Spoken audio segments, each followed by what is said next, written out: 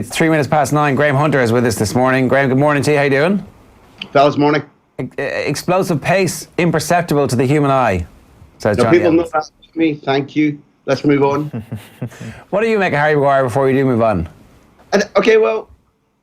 So I listened to some of Kenny, and Kenny always makes sense. So there wasn't anything to disagree with there. The thing I think that's been underplayed is character. He's patently a better than average footballer. He's patently somebody who I really like the tendency. And when you were talking about there, Robertson, Tierney, Liverpool were very torn. I know, because I spoke to them in the process of buying. They couldn't quite decide. But then they decided, and they decided on experience. Robertson, more time in England. They felt more accustomed, more acclimatised. Andy Robertson has grown and grown and grown, never stopped growing as an athlete or a footballer or a competitor since his move. I think that, although they're just two guys linked by having played together, I think Maguire is somebody who, at least in my judgment, has never stopped growing since he moved up each time, each demand, whether it be Leicester or England or his one game for United. And when I look back at how Ferguson began to build United, he never ignored footballing qualities. Those were patently always his primary criteria. But everybody knows now, and I'm only repeating it because I think it bears comparison with Maguire. United, for some considerable years now, haven't just been listless and, in some cases, inadequate off the pitch. Their outright winner character, their outright redoubtable character on the pitch has been in question. I think what they bought in Maguire partly is that. I'm not saying that he's automatically Steve Bruce back in the day from Norwich, but I see things in Maguire which I haven't listened to being analysed or talked about properly yet, in that I think he's got... So, for example, Kenny's point was a technical point, saying Maguire will allow Pogba to play in a different area of the pitch and expect a different type of service pinged into him. Fine, that's a good point.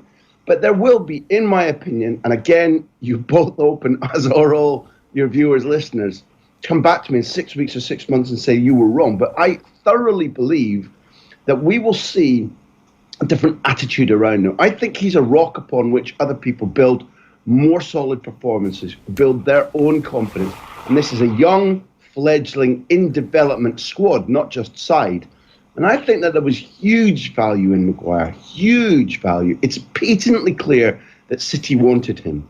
Ergo, we are looking at a player whose passing skills and his ability to beat a press, but also whose defensive skills have been validated by judges beyond those at Manchester United, who in recent years haven't always been your touchstone for brilliant transfer market work. So I as a consumer of football, somebody who loves watching development in football, wherever it may be, I'm fascinated by the Maguire story. I'm not a United fan, not by any means. I genuinely think that, well, I'll be surprised if he is not one of the success stories of this season. Good move.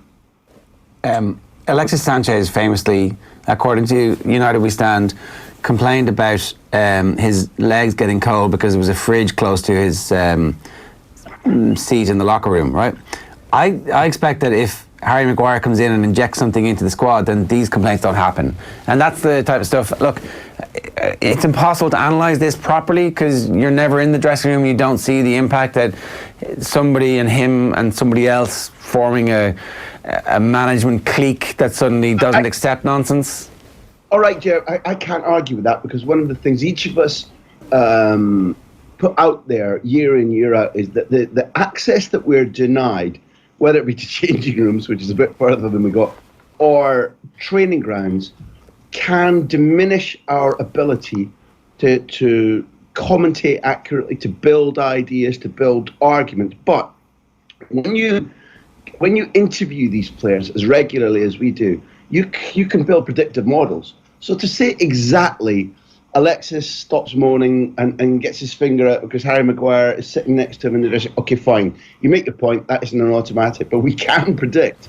There are enough models to tell us that some players, whether it be Alexis or not, will shut up, will work harder, will feel that Maguire is also somebody that they're scared in due course to bring a bad performance into at halftime.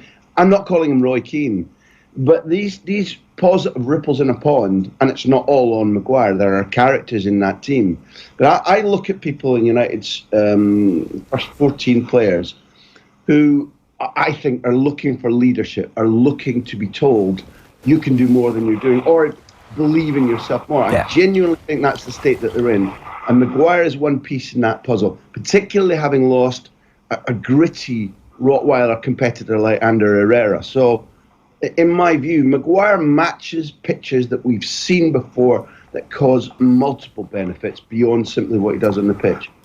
We want to talk to you this morning as well, Graham, about Pep Guardiola, and the big storyline around Pep going into the season is him going for the 3 in a row, Manchester City going for the 3 in a row. It will be his third 3 in a row if he does this, with Bayern and Barcelona already in the books. So it seems like a fairly significant number for him, Graham. Like, is this something that he sees as a situation of finality for him, finally getting the three-peat done with a club?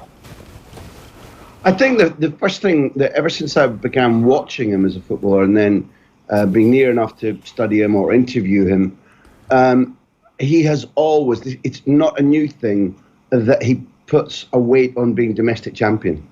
That was the thing that he predominantly did over conquering Europe or even winning European trophies as a footballer.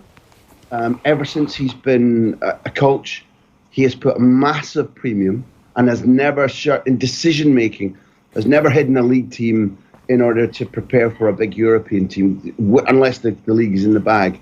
So the fact that it's 3 in a row, and the fact that, I don't know, very few teams, I can't number it, it's only 3 clubs have done it before in English history. It's a number of that order.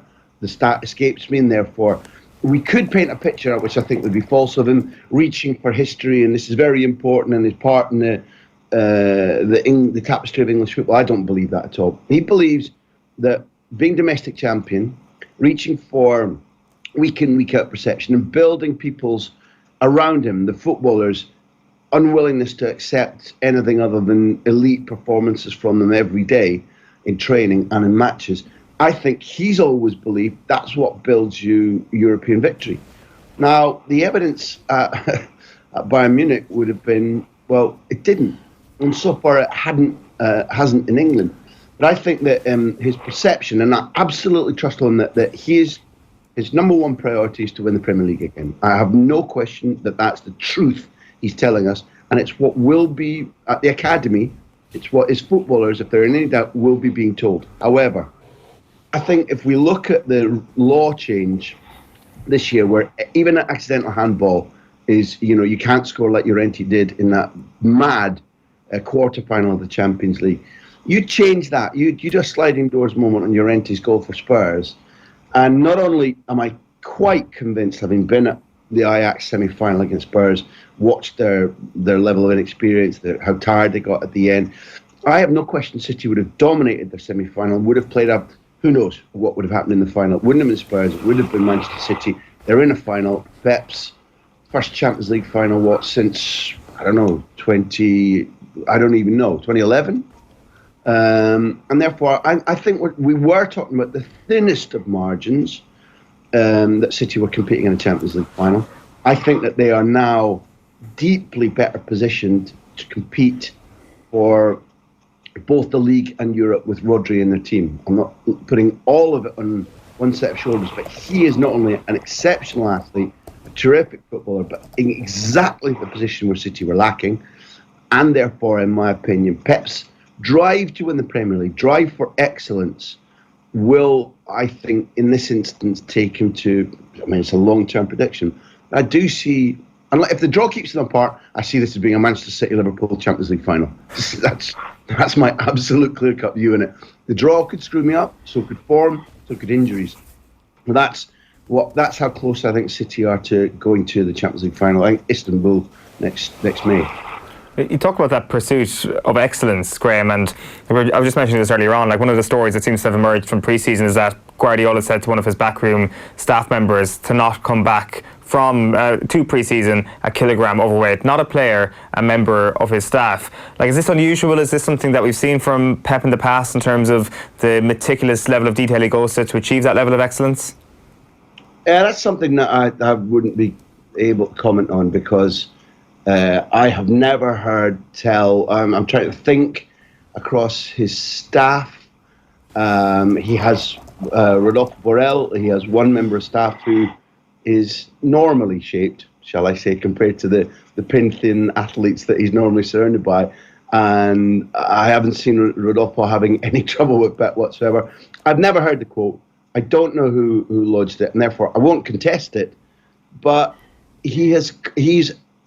What I do know is that he's extremely diligent, and it's not vanity, but I know that he hates it if he himself puts on, I think maybe a quarter of a kilo or whatever, or a tenth of a kilo. But he prefers to look well in his outfits. He's stylish. He has a healthy, competitive vanity about his own looking how he looks as he ages. But no, do I think that he believes? Well, I do remember Alex Ferguson not hiring Martin Jol because he said he couldn't put a guy of Martin Jol's weight, he was heavier then than he was when he became Spurs manager. He rejected him. Ferguson, explained on the record that he didn't want that guy in his coaching team, that it might affect players around him. Do I think Pep thinks that way? Can I say I'm unconvinced? Wow, I did not know that about Martin Jol. The other big, there's been multiple different soap operas that have been ongoing over the course of the summer, but one that remains still to be finalised is the situation with regards to Neymar. We understand there's a lot of interest in Neymar, but at the moment not much business being done. How close are we to a deal to take Neymar out of his Parisian hell? Oh, I do. Let them eat cake, Jar. Let them eat cake. I do. I hear you. Your heart bleeding for the poor old Brazilian. How close are we? The best I can give you, if you want a countdown, is September 2nd, when the market here closes. There is progress every day in that, without any question whatsoever, Real Madrid are knee-deep in trying to persuade Neymar that if he comes back, it should be to Bernabeu, not to Camp Nou. There is no question that at the latest this Thursday, when I think the European Club Association meets in England, maybe in Liverpool, there is an opportunity for Barca's executives and Paris Saint-Germain executives who do not get on. There is not an entente cordiale between those two clubs because of a wide variety of things.